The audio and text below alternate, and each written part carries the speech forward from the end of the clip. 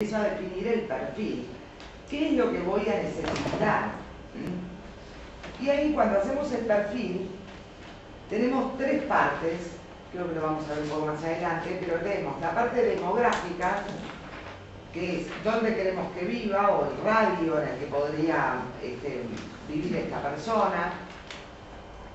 Después hay muchas cosas que tienen que ver con lo que ustedes quieran y les guste trabajar con. Hay empresas que quieren gente casada con hijos porque piensan que la responsabilidad aumenta.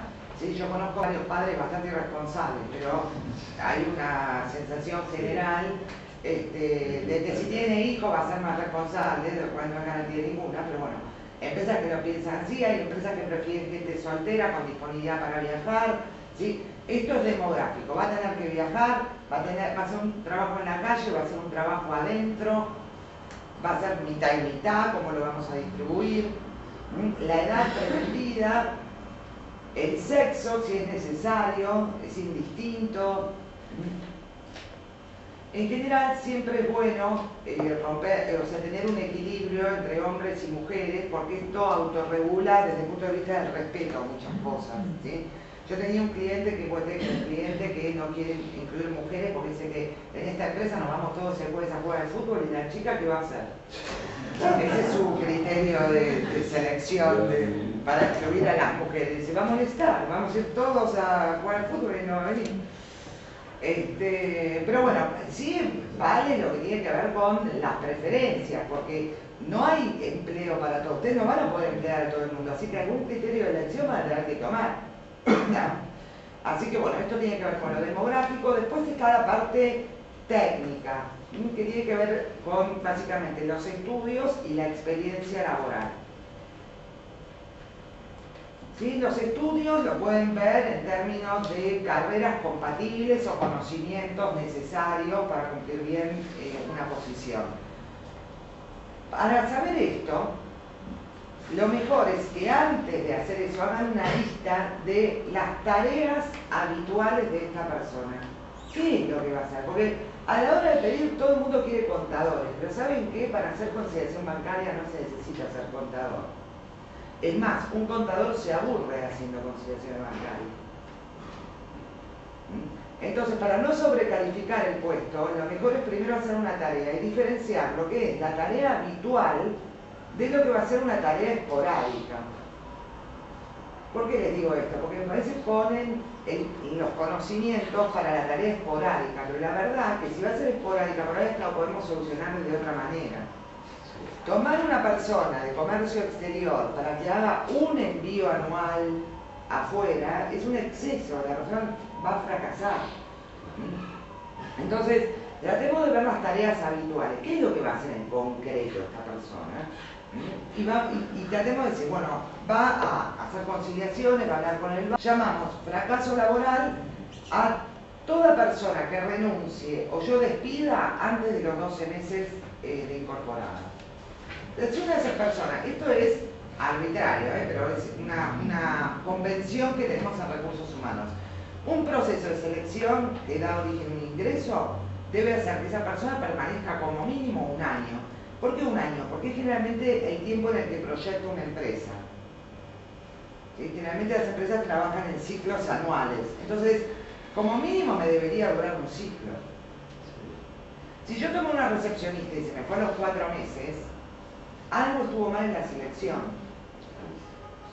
¿Sí? El conocimiento tiene que ver como para que la persona no se frustre tampoco en sus tareas. No siempre la mejor persona del mercado es la persona que yo necesito para esta tarea en particular, ¿sí?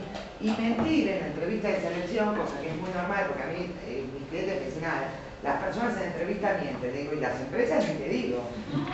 Ay, no, mira, esta es una empresa bárbara, un progreso, trabajo muy estable, un clima laboral buenísimo, acá somos todos amigos, ¿sí? O sea, nosotros también mentimos, porque una entrevista de empleo es muy parecida a la primera entrevista con un novio o una novia, nadie va en hojotas.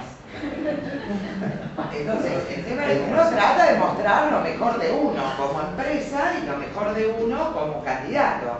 Ambas partes y lo mejor de uno como candidato. ambas partes mienten. Está bien, la relación puede perdurar. Hay matrimonios que duran 50 años después de eso. O sea, no quiere decir que va a fracasar la relación. Sería feo que un candidato, de hecho es muy feo cuando un candidato está desganado, mal vestido, no me presenta. Y también es feo cuando una empresa tiene un candidato por la puerta de atrás, lo deja esperando, adelante el candidato y dice, che, ¿para quién era este? Que tenía que entrevistar. A ver, esperá que ya te averiguo, ¿eh? Horrible, el candidato queda una impresión muy mala. ¿Sí? Es una entrevista de enamoramiento. Entonces ambas partes van a mentir y está bien que así sea. ¿Sí? Yo le pregunto al candidato, decime 3 defectos, el tipo no se acuerda ninguno porque está en posición de virtud. Entonces yo vine acá a decir lo bueno que soy, no lo malo que soy. Bueno, entonces, la descripción del perfil desde lo técnico marca el nivel mínimo de conocimientos. O sea, yo voy a ver gente que tenga estos conocimientos o más. ¿Sí? No el nivel medio, es el nivel mínimo. Y la experiencia nunca se expresa en años. ¿Por qué? Porque los años no tienen nada que ver, miren, no es lo mismo los 20 años de una persona como Charly García que los 20 años de una monja de clausura. ¿Sí? No tiene que ver con la cantidad de años, tiene que ver con lo que uno hizo durante esos años. Yo les voy a dar un ejemplo. Yo tengo un jefe, un gerente contable, que trabajó en una pyme argentina, de 50 personas, estable, con la misma cantidad de maquinaria, todo, durante 10 años de su vida, la empresa prolijita, hermosa, cerró los balances, todo lo bien que se puede cerrar en Argentina. Y tengo otro candidato que trabajó 5 años, pero en una empresa que se fusionó con otra, abrió 4 sucursales, quebró y después volvió a empezar en otra empresa. ¿Quién cree que tiene más experiencia contable? Bueno, entonces los años de la experiencia no dicen nada, lo que tiene que ver es el contenido de esos años de experiencia. Entonces no expresen la experiencia en años, expresen en vivencias que les gustaría que la persona hubiera tenido. Por ejemplo, si estamos hablando de un contador, vos me podés decir, mira, yo quiero a alguien que haya cerrado como mínimo 2 balances y de más de una empresa. ¿Por qué? Porque mi empresa tiene más de una razón social, ¿sí? Y tengo un ejercicio complicado. ¿Sí? O por ejemplo, quiero a alguien que haya estado en pago a proveedores con un mínimo de pagos de 500.000 pesos al mes. Porque lo que importa es el volumen de lo que paga o la cantidad de proveedores lo que paga, no los años que estuvo pagando. Porque si estuvo en pago a proveedores de una empresa que compraba 2 cosas, ¿sí? Pagaba a 2 proveedores nada más. Cero experiencia. Entonces el aviso tiene que ser claro y expresar claramente lo que es excluyente. Ahora, no esos avisos súper recontra agresivos que van a hacer que nadie se postule, porque hay veces que a uno le dan unos avisos y se ve que el selector está muy enojado y pone estudiante universitario, excluyente en mayúsculas, ¿sí? Edad hasta 35, inútil presentarse sin los requisitos del puesto. Bueno, si no querés no voy, claro. Entonces, tratar de hacerlo redactado, porque en realidad un aviso hay que interpretarlo como si fuera un aviso publicitario. Y sobre todo, si vas con la marca de la empresa, tiene que ver, o sea, estaría horrible que la BASA dijera, y no venga si no es hijo de italiano, porque no lo aceptamos, y no ¿sí? Porque la marca está asociada, entonces el tono del aviso tiene que ser un tono amable. Hay muchas palabras que se pueden usar, tipo, preferimos, ¿sí? Valoraremos a aquellos candidatos. Publicado en un medio de internet les va a dar más o menos unos 200 currículums para leer, esto es el promedio. Obviamente si piden, no sé, matriceros no, porque no hay, ¿no? Entonces, no, eso les digo para los puestos normales y comunes. ¿Cuántos currículums ustedes tienen que tener para poder cubrir una vacante? Para la gran mayoría de las posiciones administrativas del mercado, ustedes van a tener que preseleccionar 30 currículums. 30 currículums van a dar origen a 10 entrevistas telefónicas.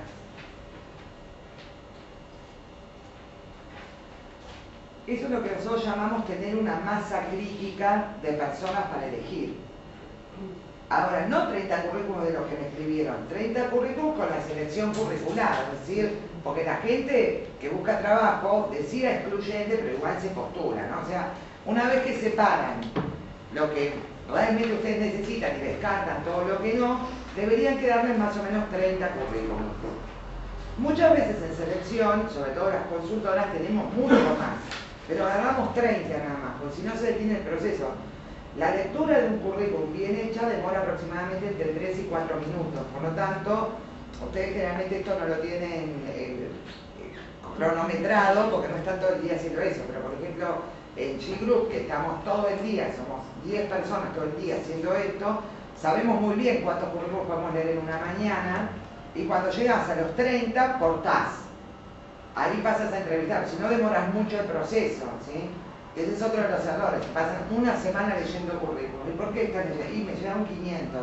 No hay que leer los 500. Vos lees, cuando tenés 30 que más o menos van, esos pasan a algo que llamamos la entrevista telefónica, que es algo que lamentablemente en las empresas se ha perdido.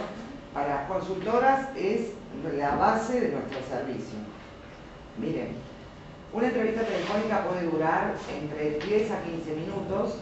Una entrevista personal dura aproximadamente unos 40 minutos de entrevista más 20 minutos que toma el tiempo de registrar la entrevista, que después vamos a hablar. Por lo tanto, estamos 4-1. La norma es, no se entrevista a nadie que no haya tenido entrevista telefónica y ustedes hayan chequeado los datos fundamentales del currículum, inclusive la remuneración, que acepte la remuneración. Si él no acepta trabajar por 3.000 brutos, ¿para qué vino? Ah, no sabía, se enteró en la entrevista. Mal, se tendría que haber enterado en la entrevista telefónica. En la entrevista telefónica, yo llamo, generalmente son entrevistas dirigidas. O sea, ustedes tienen que pensarse 10 preguntas que se las van a preguntar a todo el mundo igual, las 10 preguntas, para después poder hacer un cuadrito. ¿Sí? Entonces, obviamente nos presentamos, porque la persona puede estar en la ducha, pero ustedes se ríen, pero yo no consulto. Porque generalmente tenés el celular.